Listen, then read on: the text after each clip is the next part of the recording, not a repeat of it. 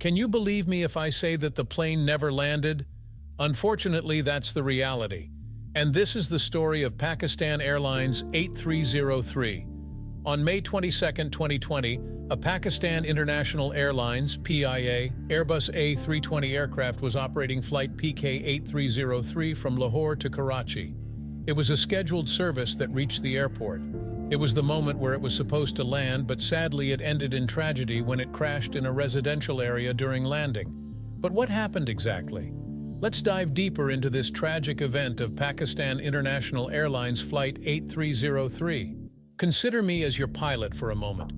Imagine you're aboard Pakistan International Airlines Flight 8303. On May 22, 2020, our plane took off from Lahore's Allama Iqbal International Airport. It was a special day because we hadn't flown for 2 months due to COVID. We had 91 passengers and 8 crew members on board, and we were headed to Karachi's Jinnah International Airport. Everything seemed routine as we prepared for our descent to Jinnah International Airport. However, the day would take a turn that no pilot ever wants to experience. We had just made contact with Karachi Area Control at 1:24 p.m. and were told to expect an ILS approach to runway 25L. With clear weather and the route familiar to us, it seemed like a straightforward task. I was the monitoring pilot while First Officer was flying. We had just crossed the Nawab Shah Beacon, about 100 nautical miles northeast of the airport, marking the start of our initial descent and approach phases. The plan was to head straight to waypoint Makli, positioned on the extended center line of runway 25L, 15.3 nautical miles from the runway threshold. Upon reaching Makli, we'd turn right to align with the runway, continuing to waypoint Sabin, which was 11.4 nautical miles out. This was where our final approach phase would commence. The prescribed crossing altitude for Sabin was 3,000 feet. If we couldn't descend to 3,000 feet in time, the approach procedures included provisions for a holding pattern around Sabin to give us more track miles and extra time to descend. The goal after crossing Sabin at 3,000 feet was to intercept the glide slope, which would automatically guide the aircraft down to the runway at the correct angle. The intention was to intercept the glide slope from below. To our conversation, we missed an important step. We had not conducted a thorough approach briefing, leading to the holding pattern still being in our flight management system, FMS, which added unnecessary track miles and affected our descent profile. At 2:15 p.m. after crossing Nawab Shah, we requested clearance to begin our descent. Karachi Control, PK8303, requested descent to 10,000 feet, I said. PK8303, cleared to descend to 10,000 feet and proceed direct to Makli, came the reply from the Karachi Area Controller. In response, we selected 10,000 feet using the Flight Control Unit, FCU altitude knob, and engaged descent mode. This seemed routine, but it's crucial to understand how we control the Airbus A320 during such operations.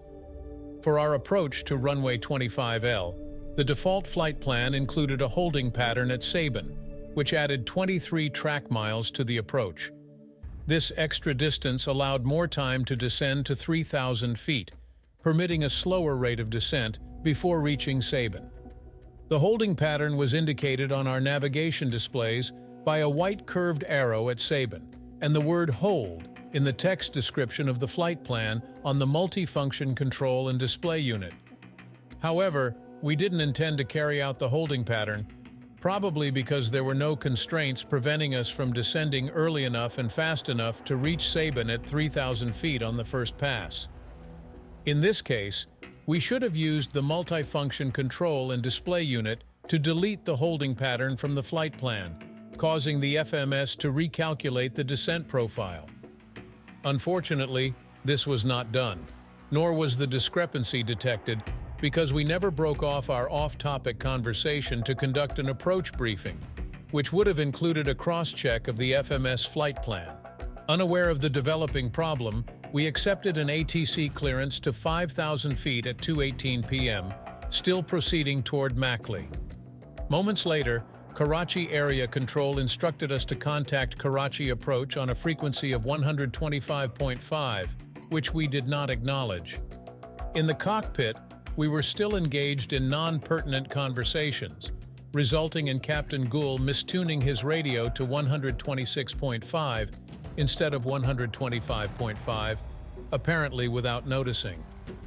Karachi Area Control tried 3 times to call us to confirm the handover without success. The controller then instructed another PIA flight to try calling us. This flight called twice but also failed to make contact. A 6th call was made by Karachi Approach on 125.5, which was also not acknowledged. Only when Karachi Approach called on the emergency guard frequency of 121.5, which should be tuned in one radio at all times, did they get any response. Contact was finally re-established on the correct frequency at 2:25 p.m., nearly 2.5 minutes after it was lost. Since waypoint Mackley lay in line with the runway, it also lay along the localizer. Therefore, when we approached Mackley with the localizer mode armed, it picked up the localizer signal, and the lateral mode changed from nav to LOC to follow the localizer, instead of the FMS flight plan. This action canceled the programmed holding pattern at Sabin. However, we had been descending according to a vertical profile that included the holding pattern. So if LOC mode was allowed to engage before completing the holding pattern, then the plane would align with the runway at a higher altitude than intended. Our decision to arm the localizer mode before completing the holding pattern proved that we didn't intend to fly the holding pattern and likely didn't know it was in the flight plan. As a result, when Flight 8303 was just short of Mackley, the Karachi controller called and asked, "Pakistan 8303, confirm track mile comfortable for descent?" I immediately replied, "Affirm." There was no evidence that we were yet aware of the developing problem.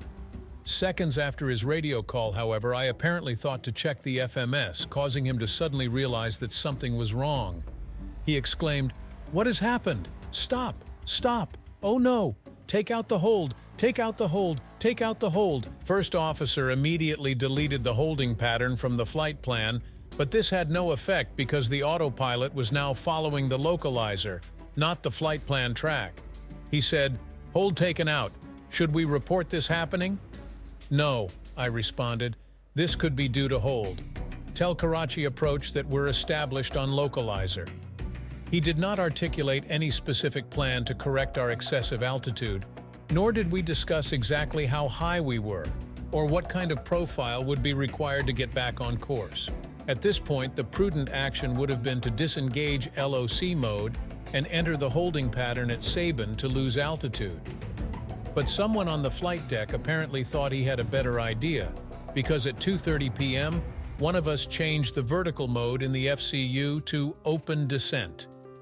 Immediately after selecting open descent mode, we extended the speed brakes to increase drag and entered a target airspeed of 255 knots. This was 10 knots faster than our present speed and above the 250-knot speed limit below 10,000 feet imposed by most countries. With the thrust levers pinned at idle in open descent mode, the autopilot tried to accelerate to the selected airspeed by pitching the nose down, resulting in a rapid descent, presumably our intention. At this point, we were at about 9,200 feet, with the glide slope 4,500 feet below us. Observing us on radar, the Karachi Tower controller called the Karachi Approach controller and said, "Sir, it's too high." "Yes," the approach controller replied, "it is too high, and I am observing it and will give orbit." At that moment, we crossed the Sabin waypoint at 7,800 feet, now 4,800 feet too high. Seconds later, Karachi Approach called us and said, "Pakistan 8303, report level passing." I responded, "Out of 75 for 3,000. By 75, he meant 7,500 feet, which was optimistic considering we were still at 7,700 feet at that time. 75 for 3,000, the present position is 10 miles from touchdown, the controller said, hinting at the scale of the problem. I blithely transmitted, "No problem, sir."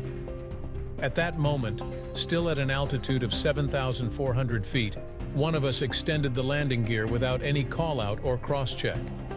This action was likely performed to increase drag, allowing us to descend faster without a corresponding increase in airspeed. Maintaining speed with this additional drag caused the autopilot to pitch the nose down even more, reaching 7.4-degree nose down within 30 seconds. Moments later, at 2:31 p.m. and 41 seconds, the controller radioed us and said, "Sir, orbit is available if you want," indicating his belief that we should enter a holding pattern. Speaking to First Officer, I said, "Say it's okay." It's unclear why he didn't make this call himself, since radio calls are the responsibility of the monitoring pilot. After 6 seconds, Azam picked up the radio and said, We are comfortable now, and we are out of 3,500 for 3,000. Established ILS 25 left. Now descending through 5,000 feet, with a descent rate greater than 4,000 feet per minute and increasing, my mind still appeared to be elsewhere. In the cockpit, we reduced the target airspeed to 225 knots, presumably in an attempt to slow down enough to extend the flaps and slats. Airbus A320 has 4 different flap-slat settings. The maximum speed for CONF 1 is 230 knots, which is likely why we selected 225 knots in the FCU. However, the actual speed of the airplane at the time we selected CONF 1 was 242 knots, resulting in an immediate overspeed warning. This warning consisted of a continuous repetitive chime, a red master warning light, and a red warning message on the Electronic Centralized Aircraft Monitoring (ECAM) display. Neither of us acknowledged the warnings. At this point, our mismanagement of the autoflight systems, failure to adhere to standard operating procedures, and lack of situational awareness were all contributing to a critical situation. We were descending too rapidly, ignoring ATC instructions, and failing to address multiple warnings, all of which were indicative of a flight rapidly spiraling out of control. Then, only 1 second later, the situation escalated further when the autopilot automatically disconnected due to excessive nose-down pitch. Almost simultaneously with the activation of the overspeed warning and the disconnection of the autopilot, Karachi Approach called the flight and said, "Sir, you are 5 miles from touchdown, still passing 3,500. Flight 8303 simply replied, "Roger." In response, the controller again warned that they were too high, and again the crew ignored him. All the events in this table happened in the space of just 11 seconds. Moments later, at an altitude of 2,230 feet, the descent rate reached an unbelievable 7,400 feet per minute as the plane continued to plunge toward the ground with its engines at idle and almost all the high drag devices extended. A normal descent rate at that point, 5.2 nanometers from the runway, would have been 1,000 feet per minute or less. A vertical speed of 7,400 feet per minute is essentially unheard of outside of emergency descents following cabin depressurization. In response, First Officer Azam pulled his side stick about 2/3 of the way back, commanding the plane to pitch up. The airplane reacted quickly as the pitch attitude reached 0 degrees within seconds, while the descent rate reduced to only 2,000 feet per minute. However, their airspeed continued to increase to a maximum of 261 knots. Meanwhile, as Azam pulled back on his stick, someone retracted the speed brakes and the landing gear without any kind of call-out or cross-check. Since neither pilot made any mention of the landing gear at this stage, it can't even be said with complete certainty who was responsible, let alone what they were thinking. However, subsequent events suggest that First Officer Azam was most likely behind it, as will be seen shortly. In the seconds following the retraction of the gear, the airspeed dropped below the overspeed threshold with the flaps in CONF 1 and the alarm ceased. The maximum speed with the flaps in CONF 3 was 189 knots, but the actual speed of the aircraft at that point was still 232 knots, so the overspeed alarm began to blare again. At 2:34 p.m., With the landing gear retracted, the first parts of the aircraft to touch the ground were the undersides of its low-slung engines. These began to slide along the asphalt, throwing up twin showers of sparks. The plane bounced slightly back into the air at least 3 and possibly 4 times. Outside, the bottoms of both engines were being subjected to a powerful abrasive force, rapidly chewing through critical components of the accessory gearboxes. First Officer Azam immediately realized something was wrong, and without announcing any kind of control handover, he began pulling back on his side stick to bring the plane off the runway again. Instead, the number 2 right engine fire warning suddenly sounded. However, after 14 seconds on the ground, Azam finally exclaimed, "Take off, sir, take off!" Nevertheless, after slewing slightly to the right, the badly damaged airplane lifted off again at 2:34 p.m. after sliding across the ground on its engines for no less than 18 seconds. Seconds later, stall warnings again began to blare. But this time they were coming in low over densely populated suburbs of Karachi, and if they pitched down, they would strike buildings. I simply shouted, Mayday, Mayday, Mayday, Pakistan 830. and Azam keyed his microphone and broadcast the same to air traffic control. This would be the last anyone heard from Flight 8303. At 2:40 p.m., Pakistan International Airlines Flight 8303 began to strike rooftops along a dead-end street in Karachi's Model Colony neighborhood. Proceeding down the street, the wings sheared the roofs off several buildings, throwing masonry in every direction. Nevertheless, by some miracle, not everyone aboard the A320 was killed in the violent crash. In the forwardmost section, passenger Mohammed Zubair awoke soon after impact to find himself in smoke-filled darkness, surrounded by screams and shouts from others trapped somewhere in the black. Simultaneously, another passenger, Zafar Masood, the president of the Bank of Punjab, was pulled to safety by bystanders with only moderate injuries. All 97 other passengers and crew perished in the impact and the fire that followed. This tragic event was marked by a series of critical errors, including mismanagement of the autoflight systems, failure to adhere to standard operating procedures, and a lack of situational awareness. Proper attention and protocol adherence could have prevented this disaster. Subscribe to our channel if you want to discover more events like these.